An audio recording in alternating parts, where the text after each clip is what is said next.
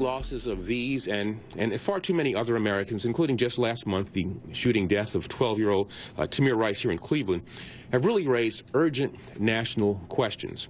And they have sparked an important conversation about the sense of trust that must exist between law enforcement and the communities that they serve. Welcome back. I'm Sunny Hostin. And I'm Joey Jackson. You know, many people across the nation were shocked when a grand jury decided not to indict the officer who choked Eric Gardner to death. And this time, there was video evidence. Now, I want to get into that with Mo Ivory. But before we do that, Sunny, I know that you've been getting a lot of tweets. Yes. I think we should share those tweets with the audience, and then we'll move forward. Well, this is obviously resonating, this discussion that Sure. we're having. Lisa Lipscomb just said, who is that Rev? He needs a reality check. Wow, Lord Jesus, help us. So that's Lisa. But Scott Patterson just said, great guess. Good to hear other opinions of black leaders taking responsibility.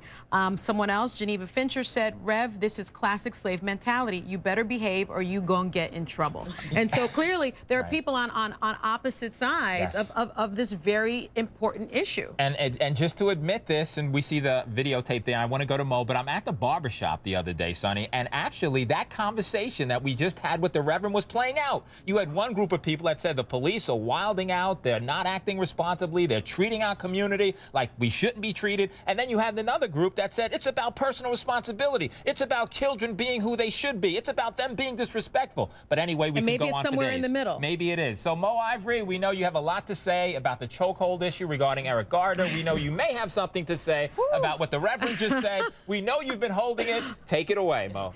Yeah, you know, what you two were just saying a second ago about it might be about, you know, personal responsibility. It might be about the police wilding out. It's about a lot of things. It's about all of those things. But to have the sides sort of expressed in that way that Larry Elder and the Reverend just did is absolutely ridiculous to me. Because to say that the victim is responsible for their own death is just absolutely ludicrous. There were a lot of people responsible for all of the things that happened. From Trayvon to Jordan to Eric to Michael, there's tons. There's not, Larry, for your information. You can't just count the amount of black men killed at the hands of white police officers on one hand. You can count it on 100 people's both hands. And then you can line those 100 people up and count it again. So it is a problem that we have in this country. And I think that it begins to fester even more when we have these people taking these hard lines one way or the other.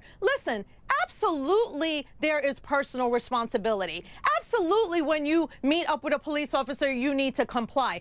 Absolutely you need to have respect for law enforcement, and you need to not commit crimes, and you need to go to school, and all the things that we hope to raise our children to do. But on the same time, police officers cannot use excessive force with the citizens that they are supposed to protect and serve. And that's really what this is about, right? The larger issue is about police brutality.